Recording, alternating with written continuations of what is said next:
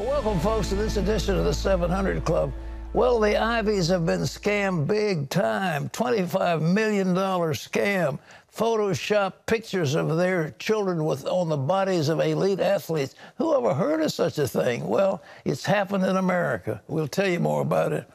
Also, down in Latin America, Venezuela, fifth day of crisis, those socialists and communists can't fix their electrical grid. It's still broken. They're plunged into darkness. It's really a terrible, terrible tragedy, but it's happening. And what else is going on? There is a big news day. It is a big news day. You're talking about that scandal at the top. The Department of Justice says it's the largest college admission scam ever prosecuted, and they've swept up dozens of parents, coaches, and test administrators in its net. Heather Sells reports. At the heart of this case is parents. Prosecutors have charged 33 who paid enormous amounts to get their children accepted into some of the most elite schools. Also charged coaches, test administrators, and this man, the alleged mastermind, William Singer of Newport Beach, California. He's pled guilty in federal court. Wealthy parents paid Singer about $25 million in total to guarantee their children's admission to elite schools, including Yale, Georgetown, Stanford, the University of Southern California, the University of Texas. You're kidding! Some of the parents are celebrities, like Lori Loughlin of the sitcom Full House.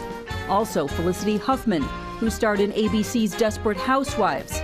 Prosecutors say the scam guaranteed acceptance into top schools by fabricating what every college wants: high test scores. Numerous parents paid Singer between $15,000 and $75,000 to have someone either take the exam for their child or to correct their child's answers afterward. The scam also allegedly faked athletic profiles, creating the perception that certain students were strong athletes. It also bribed coaches. In return for bribes, these coaches agreed to pretend that certain applicants were recruited competitive athletes, when in fact the applicants were not. The NCAA says it will look into the allegations. Authorities believe other parents were involved and say the investigation will continue. The real victims in this case, the hardworking students who didn't get accepted to the college of their choice because of this scam that ensured a place for those whose parents could afford it. Heather Sells, CBN News. The question is it, you know, have you ever heard somebody say, my son was accepted to shop at Walmart? Have you ever heard anybody say that? Of course not. They say, he was accepted to Harvard, like, big deal. Well, the new model is these students are important just like customers are to Walmart. And instead of making it hard to get in, they ought to make it easy. But the elites are trying to act like they're so special. And in a sense, this is a black eye that they richly deserve. Okay. Well, in other news, while more countries are either grounding or banning the Boeing 737 MAX 8 from their airspace, the FAA is under fire for not taking action. It looks for all the world like the flaw is in the autopilot, and the autopilot is sending signals. They've got a couple of things in there that are causing those planes, when they take off, to act as if they're in a dive, and they push the nose down. And the pilots have to disconnect the autopilot. When they do that, they can fly the plane. But if they're not trained to do that, the planes crash. So John Jessup has more of that story. Pat, the Federal Aviation Administration is facing growing criticism for not grounding Boeing 737 MAX airplanes. The FAA says there's no basis to ground the fleet after Sunday's crash in Ethiopia that killed 157 people. The accident coming just 4 months after another deadly crash in Indonesia. 40 countries, including many in the European Union, Asia, and the Middle East, are no longer allowing the planes into their airspace. Both the United States and Canada haven't decided yet to ground them, but lawmakers here in the U.S. are calling on the FAA to act. Well, I think out of an abundance of caution and, frankly, common sense, it makes sense to ground an aircraft that's been involved in 2 very tragic accidents in only 6 months.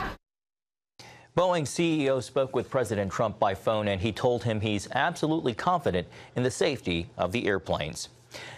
Well, another setback for the United Kingdom's plan to leave the European Union. Britain's Parliament voted down Prime Minister Theresa May's Brexit plan. That's the second proposal UK lawmakers have rejected.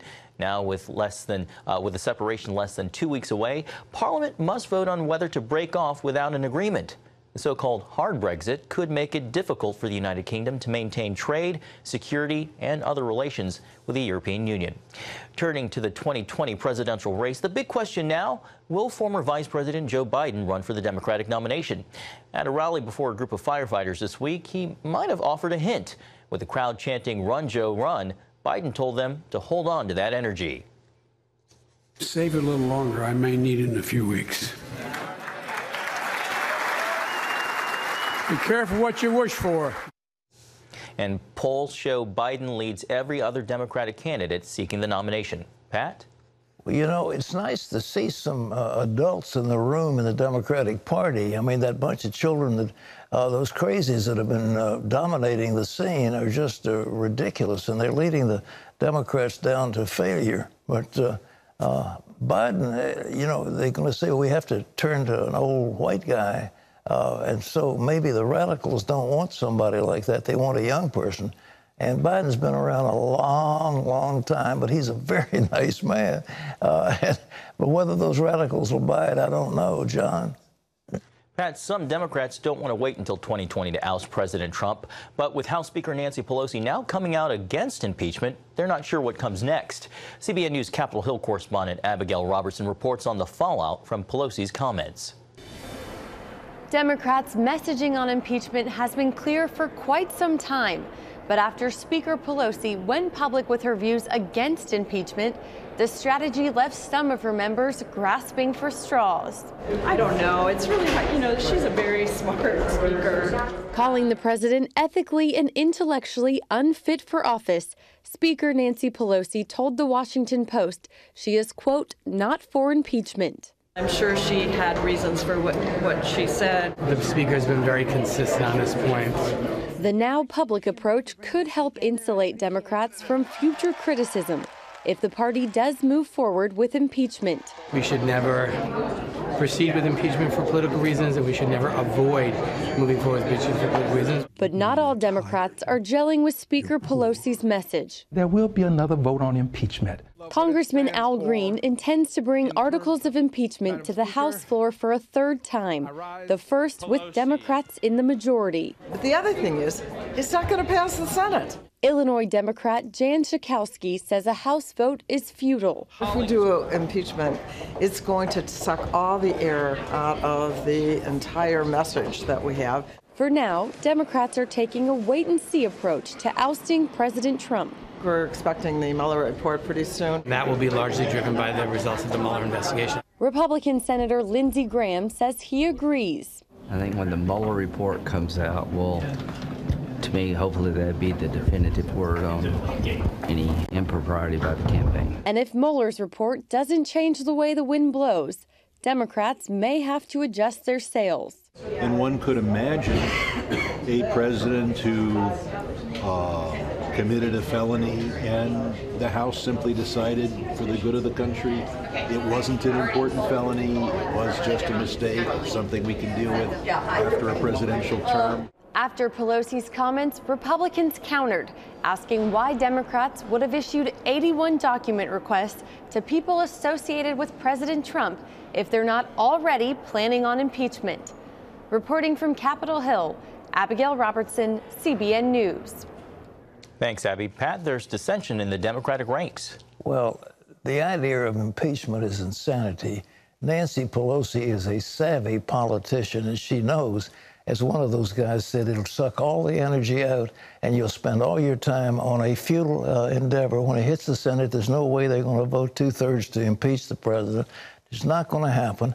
So it will be an exercise in futility, and they'll lose all of the whatever issues they've got going, they'll go away from. There's something else I think that you need to know. My sources tell me that the Mueller report will probably be presented either Thursday or Friday of this week. And it's very unlikely that he'll have anything in it of any great substance. There's no collusion, and he won't be found any collusion. So what are they going to do? Say he obstructs justice? I don't believe it. There's no ground for obstruction. So I think the Mueller report's going to be plain vanilla. So the Democrats are going to be frustrated in the House, but they're going to be doing everything they can to hurt the president, to hinder the president, to block the president. And what good does that do America if our president is hobbled with a whole bunch of subpoenas from the House? My feeling is, and I think it's shared by other legal experts, is that this particular initiative is unconstitutional. The hearings need to be pursuant to some kind of a legislative initiative. They just can't be shuffling through the financial records of the children of the President of the United States. What legislative purpose is that going to serve? Well, none whatsoever.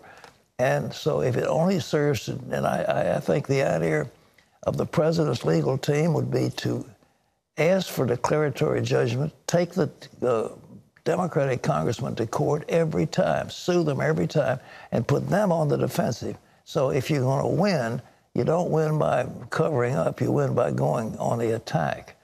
Well, as we have pointed out, Venezuela is in crisis, and John has more. That's right, Pat. The blackout in Venezuela continues as people suffer without fresh food or water, and hospitals remain in the dark while patients suffer. This as the political crisis continues to rock the country. Secretary of State Mike Pompeo was lashing out at Cuba and Russia for continuing to support the country. Venezuelan leader Nicolas Maduro saying the United States is contributing to his country's economic crisis. Pompeo told reporters at the State Department the U.S. is interested only in the welfare of the Venezuelan people. Well, when an EF4 tornado ripped through Lee County, Alabama earlier this month, Kathy Brown's first thought was to protect the disabled veterans under her care. While 23 people died in the twister, Kathy and the veterans were spared, but one of their buildings was hit by the tornado. As Mark Martin shows us, CBN's Operation Blessing is helping them clean up and rebuild. Kathy Brown is an owner and caregiver at Loving Touch, a home for disabled veterans in Lee County, Alabama. She serves 14 veterans at the home and lives next door. Her husband is also a disabled vet. He was awarded the Purple Heart after suffering wounds from a mine in Vietnam. I'm a nurse by trade, and that's what I always wanted to be. I'm retired now, but I just always try to make other people feel better. To me, it was always about other people and not myself. On Sunday, March 3rd, Kathy turned on the news and heard the warning, severe weather in the area. Rushing next door to make sure the veterans were safe, her worst concerns came true. 2 tornadoes touched down nearby, one on her street. So we got the veterans in a safe place and just prayed that we would be okay. And thank God we wasn't hurt. We had no damage to the veteran home. Miraculously, the tornado did not damage her home either, but a path of destruction blew right by her house. The tornado took off almost the entire roof of the Veterans Recreation Center and threw debris all over her yard. It also blew apart her grandchildren's playset. That's when Operation Blessing stepped in to remove the heavy debris. The crew also got up on the roof and covered it with a blue tarp to keep the recreation center dry. Thank you, thank you, thank you. Kathy believes the Lord sent Operation Blessing workers to her because she did not even have to make a phone call. Her friend reached out to the organization saying, "You just have to help this woman. She's the sweetest woman I know besides my mother." It's hard for me. I like to be the one that give. And when Operation Blessing came and they showed up and I didn't even call for them, it's just something that I can't explain. I was so grateful to know that God got somebody that would come and you don't even have to ask for the help. He would just send them, not knowing that you all was gonna come until someone called me early this morning. I was just so grateful for, you all showing up and help. It's just something I can't hardly explain. Amen. Mark Martin, CBN News. God bless the people like Kathy Brown and people like her suffering in Alabama. Pat, back to you. Operation Blessing, Isaiah 58. Here's what the fast that God has chosen, that you deal your bread to the hungry, you see the homeless, you take them in, you see the naked, you clothe them. And Operation Blessing is, after many years, 40 years or so, is still out doing that. Cleaning up debris, putting tarps on roofs, helping survivors, praying and lending spiritual support, and also food and water and medical help and all the rest. If you want to help Operation Blessing, you can call 1-800-700-7000, be a volunteer, or you can make a donation to Operation Blessing Disaster Relief Fund. And let me tell you, there have been some serious, serious problems. And, well, that's just the start of what Operation Blessing is doing.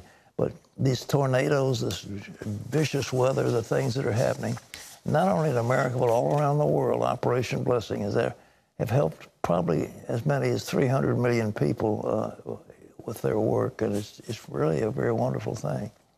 Well, something else, you know, I said the other day that we had an entitlement crisis. And we got a lot of calls like, how dare you mention that Social Security is something bad? Well, let me tell you some facts. I want to bring these to you because you need to know. First of all, the Social Security Trust Fund will run out of money in 2034. And the Medicare Trust Fund will run out of money by 2026. And these funds are only used when there's not enough tax money to pay for benefits.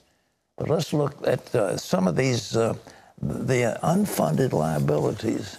You know, we talk about the budget. The unfunded liabilities of these two agencies right now, let me tell you, in Social Security has unfunded liabilities over $37 trillion. And Medicare liabilities can go over $50 trillion. And so we talk about the enormous amount of public debt, but these two unfunded liabilities for these so-called entitlements.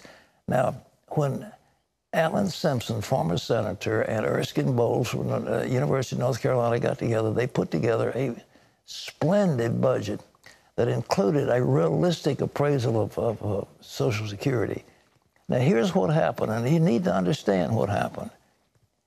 When Social Security was first set up in 1935 or so, the average life expectancy of a citizen in America was about 65 or less, sometimes 60, 62, 63. So the cap on Social Security started at 65, so people were already dead by the time it started. So this was a small group, and it was a few $100s. Now, the cap has stayed the same, but the people, let's face it, they're working longer, they're healthier longer. They live till 70, 75, 80. You know, I'm coming up on 90 pretty soon, 89, and, you know, and because of health, because of all these wonderful things we've got, people live longer. And the charge on this material has been extremely. Now, what happened was there was a tax taken out of your paycheck, and you see your paycheck, and it says income taxes, then it says so much for Social Security, and it says so much for Medicare. Everybody's paid it, but it's gone into the government. And what do you think the government did? What does Congress do? They said, these are tax revenues. We count them against the budget. And so they spent the money every time. Did you know that? They spent the money. It's going to run out, you say, in 2034. Yeah, but I mean, they spent the money as it came in. Yeah, it didn't put it away. And I guess they got some federal, I mean, some bonds or something out there. But we've got to pay for the bonds. But they have a so-called trust fund, and people act like there was a lockbox and all that nonsense. It was only part. Now, when this runs out, this money's got to come out of the budget. And we're talking again about trillions of dollars, and something has got to be done. And the first thing they've got to do is to make Social Security more sustainable and Medicare more sustainable. And in order to do that, they've got to raise the age limit when this stuff comes into play. They cannot any longer have 65, 66, 67. It's got to be more realistic up into 70, 71, 72, and they've got to do it gradually. But I know for some people, you don't have any savings. The American people don't have savings. It's just shocking, the small amount of money that is available to the average household. It's a few $1,000s. You couldn't possibly live more than a few months on the savings. Did you know that? It's just, people are scary. It's scary, but, you know, since it's not going to run out to 2034 or around then, isn't there time to fix the problem, maybe? Well, it's been the time for the longest kind of time, but Congress, it's the third rail, and nobody wants to touch it. You see, you even mention it like I did on this program, and I get all these calls. Oh, how dare you? Because this is the lifeline of people, and they have to live on Social Security. Well, that's fine.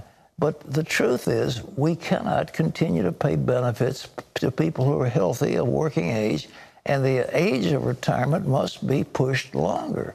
That's the way it is. Now, the total amount that somebody here's, we've got that available to us. If there's a married couple with an average earnings turns 65 in 2028, that person will pay $295,000 in Social Security, and they will receive $535,000. So that's not, they say it's my money. Well, yeah, that's how much extra it's going to be. As far as Medicare, they're getting twice as back what they put in. Twice. Huh. And they'll pay $81,000 in Medicare, and they'll get $495,000 in benefits. So these are just some of the numbers, folks. And the biggest problem is the so-called trust fund is going to run out, and it's going to hit the federal budget.